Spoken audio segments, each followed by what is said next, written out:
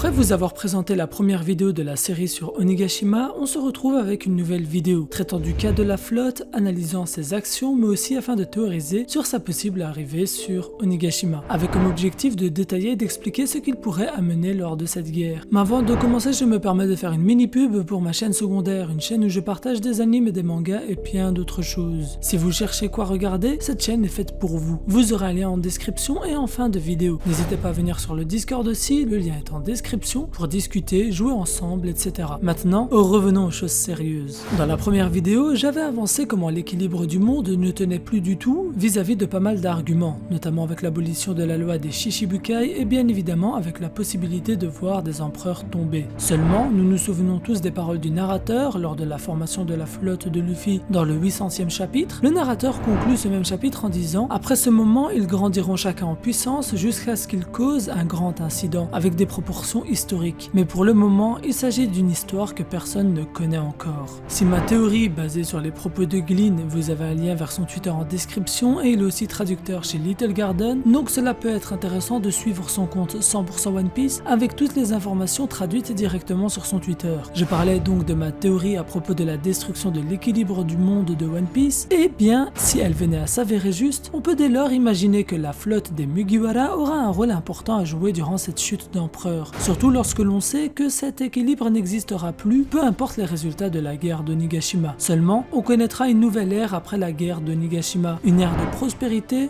potentiellement, qui ne viendra qu'à la fin du manga, car cette nouvelle ère connaîtra encore quelques problèmes, le temps de rééquilibrer les puissances du monde et l'intérêt des plus forts, etc. Je pense qu'en analysant ainsi, on peut souligner deux possibilités pour la flotte des Mugiwara. La première étant bien évidemment leur présence à Onigashima et la chute d'un empereur, voire de deux empereurs, expliquant le moment historique, puisque post-Onigashima, nous n'aurons plus les Yonko. La seconde est la destruction du système des dragons célestes, une possibilité liée à la fin du manga. Mais tu l'auras compris, dans cette vidéo, on s'attardera uniquement sur la première possibilité puisqu'il s'agit d'une vidéo liée à Onigashima et à ses répercussions. Et pour cela, nous allons devoir définir les flottes alliées aux Mugiwara, où elles sont et quel serait leur intérêt durant la guerre. Et pour commencer, nous savons qu'une certaine partie de cette flotte s'est retrouvée à Marijoaz durant la rêverie, un indice qui permettait de nous faire croire à un événement dramatique lié à cette flotte. Mais si événement dramatique il y a eu, la flotte n'a pas l'air d'avoir été liée à cette dernière, puisque nous avons pu voir l'équipage des Tontata, mené par Léo, retourner à Dressrosa sans aucune blessure ou problème apparent dans la couverture du chapitre 979. On peut dès lors considérer que ce sera pareil pour Sai et les autres membres de la flotte, alors que de l'autre côté, nous avons les capitaines de flotte qui ont été chacun continuer leur aventure à leur manière. Ils ne sont donc pas tous liés et ne connaissent pas les agissements de chacun. Seulement, une chose les lie et c'est bien la vivre card de Luffy. Cette vivre card pourrait être l'unique moyen pour la flotte de savoir ce qui se trame ou au moins quel est l'intérêt de se déplacer et comment se rendre bien évidemment à Onigashima. Et pour cela, il y a deux possibilités. La première est toute simple et partagée par pas mal de fans qui adhèrent à la théorie de l'arrivée de la flotte à Onigashima, et c'est que la vivre card s'est un peu consumée lors de la défaite de Luffy face à Kaido et son emprisonnement à Udon. Tout comme celle de Ace s'était consumée lorsque ce dernier était à Impel Down. Cela est donc logique et on peut imaginer que la défaite plus le granit marin fait en sorte que la vivre card reconnaisse le danger et commence alors à se consumer. Les membres de la flotte auraient pu le remarquer et dès lors comprendre le danger face auquel se trouve leur capitaine. Ils auraient donc décidé de suivre cette vivre card afin d'atteindre Wano Kuni et Onigashima. Et comme l'événement de la défaite de Luffy face à Kaido s'est déroulé à la fin du premier acte de l'arc Wano Kuni, cela permettra de donner suffisamment de temps à la flotte pour naviguer sur les mers et atteindre Onigashima, puisque plusieurs semaines se sont écoulées depuis. Ils arriveront peut-être durant le cours de la guerre, voire lorsque celle-ci aura réellement commencé. Je dis ça car nous savons que Luffy va foutre le bordel dans le chapitre 980, mais est-ce la déclaration de guerre tant attendue? Pour l'instant, je pense que tant que nous n'avons pas les deux camps qui se mettent plein la gueule, nous ne pouvons pas encore parler de guerre. La deuxième possibilité est le fait que le sujet principal de la rêverie fut Monkey D. Luffy. Certaines informations auraient pu dès lors fuiter pour mettre au courant les rois de la situation critique du monde. Puisque Luffy était le sujet central à la rêverie, le premier sujet discuté dès le premier jour,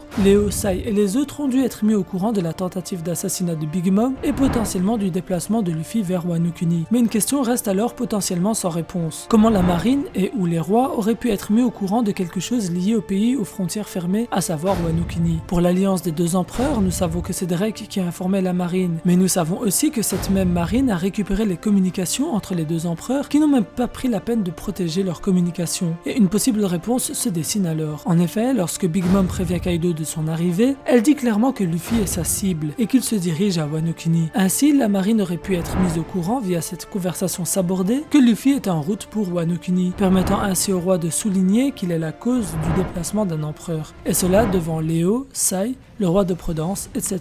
Cela leur aurait permis d'être mis au courant de la réalité des choses qui se déroulent pour leur capitaine, et ils auraient dès lors tenté de contacter tous les membres de la flotte afin qu'ils se rendent à Wano Kuni. Ces deux possibilités, aussi probables l'une que l'autre, montrent qu'il est tout à fait possible pour la flotte d'être mise au courant des agissements de leur capitaine et du danger auquel il fait face. La flotte qui a juré fidélité et présence si nécessaire aux côtés des chapeaux de paille pourrait dès lors faire son apparition à Onigashima. Et cela serait très intéressant sur plusieurs points et je vais m'avancer tout de suite. Premièrement, et je remercie la Gardia du Discord qui m'a proposé cette théorie, Hayreddin a un équipage composé uniquement de géants et a un lien très étroit avec Elbaf. Si Hayreddin s'est rendu à Elbaf comptait la légende de God Usopp, il serait possible que certains géants de Elbaf profitent de la prochaine guerre pour, pourquoi pas, régler leur compte avec Big Mom. Les géants ont un compte à régler avec elle depuis plus de 60 ans et il serait peut-être le moment opportun pour eux. Cela permettrait potentiellement à Usopp de réaliser l'un de ses rêves en se retrouvant à la tête d'une armée de géants pour la guerre de Onigashima. Et cela donnera potentiellement un rôle intéressant à Usopp durant cette même guerre puisqu'il commandera une armée. Une autre possibilité serait d'offrir un géant à Big Mom afin que cette dernière quitte la guerre. Une proposition qui pourrait décevoir pas mal de fans en réalité, moi y compris, je préfère beaucoup plus la première, mais qui donnerait une possibilité cohérente malgré tout afin que Big Mom arrête sa quête de vengeance envers Luffy, rendant le combat bien plus plausible et réalisable. Il serait aussi intéressant de voir le retour du paramessia de la barrière, permettant à Oda de développer comment ce dernier, ainsi que celui de Mr. Two sont sortis de Wano Kuni après la mort de leur précédent détenteur afin d'arriver dans les mains de Bartholomew et Bon Clay. Un fruit qui aurait un rôle intéressant puisqu'il permettrait une défense absolue même face à Kaido. De plus, il y aurait potentiellement un intérêt pour Hakuba de Cavendish. Si le démon est bien lié à son épée, nous pourrions avoir des révélations sur les épées maudites lors de la conclusion de l'arc grâce au grand forgeron de Wano Kuni et le fait que Hitetsu Tenguyama ait lui-même forgé un katana maudit. Sans oublier Mancheri qui pourrait guérir aisément les blessures, permettant aux Mugiwara et aux grosses pointures de l'Alliance de rester combattre plus longtemps. Tu l'auras compris, au-delà d'un atout niveau puissance, il serait possible que cette flotte ait un rôle pour la guerre et la conclusion de l'arc. Sans oublier le fait que nous avons pas mal de personnages qui ont un intérêt d'un point de vue puissance et renommée que de participer à cette dite guerre, je pense notamment à Bartholomew ou Cavendish. Hayreddin pourrait venir avec bien plus de géants comme expliqué précédemment, et cela permettrait de créer un pont liant Wano Kuni à Elbaf dans la continuité de l'histoire si l'on espère avoir un arc Elbaf, ce qui je pense sera le cas. Je ne vois pas l'intérêt de présenter les géants depuis Little Garden si nous n'avons pas une conclusion autour de leur peuple et d'Elbaf, avec comme un intérêt particulier à la légende de Usopp qui écrit son histoire de guerrier des mers. Cela permettrait donc aux Mugiwara d'être invités par Hayreddin à Elbaf, permettant de lancer la suite de l'aventure des Mugiwara qui, je vous le rappelle, n'auront plus d'objectif direct après la chute de Kaido, puisque Kaido est leur objectif depuis l'entrée dans le Nouveau Monde. Nous pouvons d'ailleurs imaginer un nouvel échange de saké entre les Mugiwara, les Minks et les samouraïs qui rejoindront la flotte de Luffy à leur tour à la fin de l'arc. Les Minks seraient sûrement sous les ordres de Sicilian, tandis que pour les samouraïs, il est encore plus difficile de concevoir qui décidera de quitter le pays.